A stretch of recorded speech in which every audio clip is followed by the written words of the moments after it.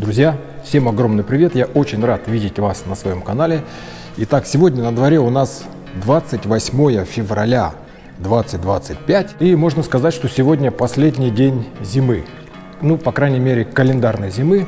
Вот, ну, я так считаю, что настоящая весна, конец зимы и настоящая весна начнется только примерно 20 марта, в день весеннего равноденствия. Вот, ну а я опять здесь и опять продолжаю подготовку к своему мотопутешествию. Вот хочу сказать, что мое мотопутешествие, которое носит название, ну такая пока в рабочем варианте, «Музыка гор, музыка ветра», обрастает уже более-менее реальностью. Вот, это билет на паром.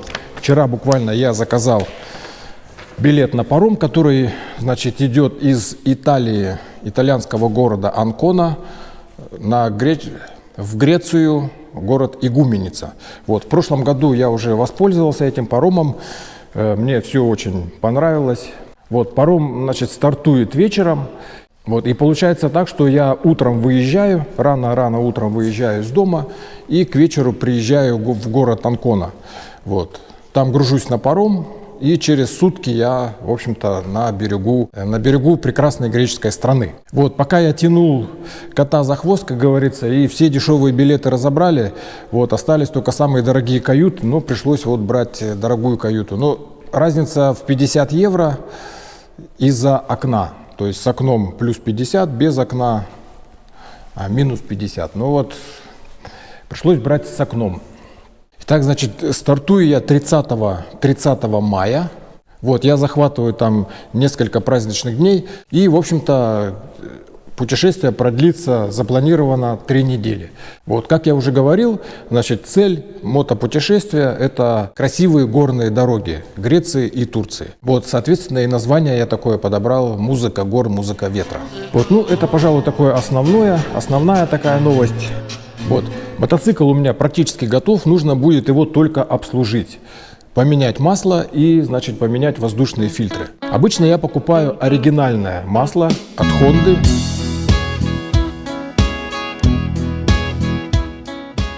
Вот, а теперь внимание. Та-дам! Как вам, а? Да-да, это моторное масло. Вот в такой вот упаковочке.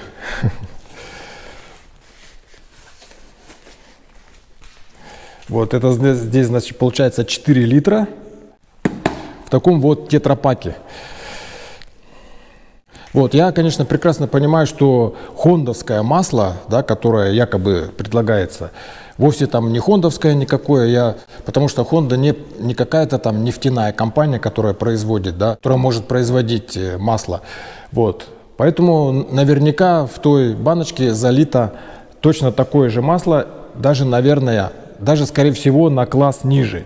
Потому что, значит, вот от фирмы Fuchs есть 3 масла, значит, серебряная, вот золотая такая и красная. Да. Красная якобы они позиционируют как синтетику, это вот полусинтетика и минеральное масло с серебристым таким внешним видом. И если посмотреть, значит, на сертификат, на классификацию масла, то это масло, вот оно по классу гораздо выше, вот, по классу оно выше, чем оригинал. Вот, ну, то есть сертификат у нее более современный, так скажем. Вот, ну и пару слов про воздушный фильтр. Значит, у меня здесь установлены фильтры фирмы Guglatech, моющиеся фильтры. Вот, я всегда был ими доволен, да, но они у меня прошли порядка на 50 с небольшим тысяч километров. На первой инспекции я их заменил и вот до сих пор их использую. Вот, но последний TÜV, который я проходил вот осенью, получается в октябре месяце я проходил TÜV, и мне, значит, там сказали, что у меня слишком богатит, значит, холостой ход. То есть на холостом ходу довольно богатая топливная смесь. Вот, сказали, обрати на это внимание. Я так подумал, что если так логически просто подумать, что за 50 тысяч, да, вот когда моешь воздушный фильтр, понятно, что крупные детали, какие-то, может быть, грязь, которая растворяется в воде, в мыле, да, она смывается. Но какая-то мелкая пыль, мелкие такие камушки микроскопические, которые воткнулись в тело фильтра, они наверняка там остаются. Вот. Продувать его нет смысла, потому что будет рваться вот эта как раз ткань фильтра, да? Продувать сжатым воздухом, я имею в виду. Поэтому и мытье, очевидно, вот, рано или поздно перестает как бы воздействовать, перестает вот смывать вот эти как раз маленькие частицы. И постепенно фильтр, вот я так предполагаю, что фильтр частично забился. Вот, поэтому на холостом ходу недостаточно пропускная способность фильтра, и он богатит смесь. Вот. Я поэтому решил, думаю, все, убираю эти фильтры и куплю себе обычные оригинальные фильтры от Honda. Вот. Но стоят они, конечно, 52 евро. Один, у нас их здесь два. Получается 104 евро мне надо, чтобы поменять фильтры. Вот. Я долго думал насчет аналога какого-то там. И, короче, все думал, размышлял, начал искать на форумах там какие-то отзывы негативные, да, относительно. И купил все-таки вот такой фильтр. Вот такие два фильтра. Это довольно такая известная фирма, и многие пользуются. Вот я почитал, поискал какую-то информацию, что там кто-то был недоволен, и, в общем-то, ничего не нашел. То есть вполне достойные фильтры. Опять же, можно сказать о том, что Honda сама, да, вот эти оригинальные фильтры, которые она предлагает, да, сама она их не производит. Да. То есть она закупает у какой-то фирмы, которая занимается изготовлением вот этих воздушных фильтров. Я думаю, что, возможно, эта же фирма, ну, можно предположить, что вот они делают и для Honda. Хотя, вероятно, какая-то может быть другая, вот, но тем не менее. Поэтому этот фильтр стоит 18 евро, да, против 50, грубо говоря, да. Вот, получается, что раз в 24 тысячи нужно менять фильтры, то я могу эти менять раз в 10 тысяч, ну, каждый год, грубо говоря, да, 10-12 тысяч. Поменял масло, поменял фильтры, поменял масло, поменял фильтры. И я даже по деньгам буду в плюсе, да, относительно оригинальных фильтров. Вот, поэтому вот так. Вот, да, и еще относительно обновок, вот, сейчас покажу вам. Вот купил себе вот такие вот кроссовочки, да.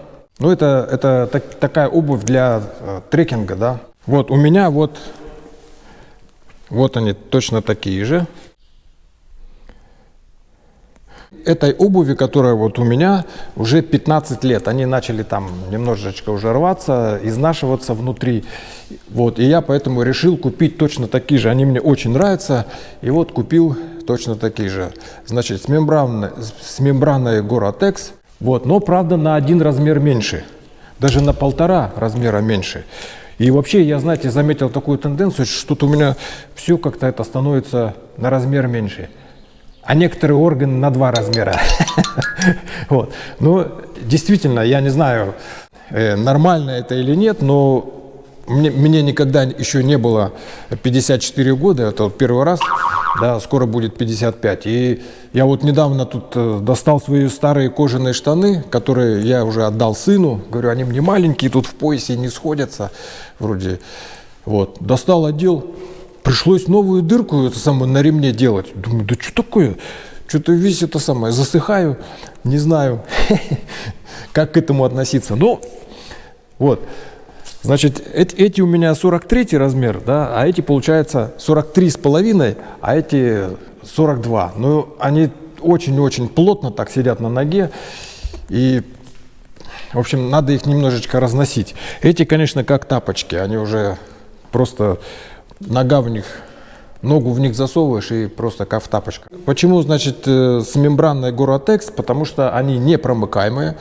Вот, можно ходить, можно в них там в лужу наступить, в какую-нибудь там, в ручей горный, да. Вот они не промокнут. Но чаще сталкиваешься с тем, что вот утром встал и пошел там, допустим, куда-то там познакомиться с природой поближе. И по росе, да, утром холодно, в горах, по росе идешь, по мокрой траве, и, конечно, обычно обувь сразу промыкает. А эти будут держать. Этим уже 15 лет, то следующие 15 лет, то мне уже будет, уже будет дофига, может быть, и последняя моя обувь. Вот это примерно все, что я хотел сказать. Да, насчет переднее колесо держит, давление, все идеально, не спускает, все отлично, перед-зад. Так что с камерой я разобрался. Вот, ну на этом, пожалуй, все. Вот главное, конечно, из всего этого, это вот билет на паром. Я не помню, сказал я или нет, стоит он 350 евро. 350 евро, одноместная каюта, вот, плюс мотоцикл, да. Вот, это, конечно, не дешево. Каюта, значит, одноместная каюта без окна, да, на 50 евро, ну, где-то 40 там, по-моему, вот, 40-50 евро дешевле стоит, вот, ну, можно купить еще, допустим, кресло. Вот, кресло стоит что-то порядка, по-моему, 130 евро вышло бы. Вот, когда я был помоложе, я покупал. Вот, я дважды плавал на пароме в Хельсинки. Вот, я там покупал кресло, и, в общем-то, проблем никаких не было. Но так как я сейчас уже давно уже не мальчик, то поэтому как бы думаю, ладно, можно позволить себе и комфортно провести время на корабле, да. Ну все, друзья, на этом я заканчиваю. Вот, желаю всем счастья, радости, любви, удачи. Всем пока.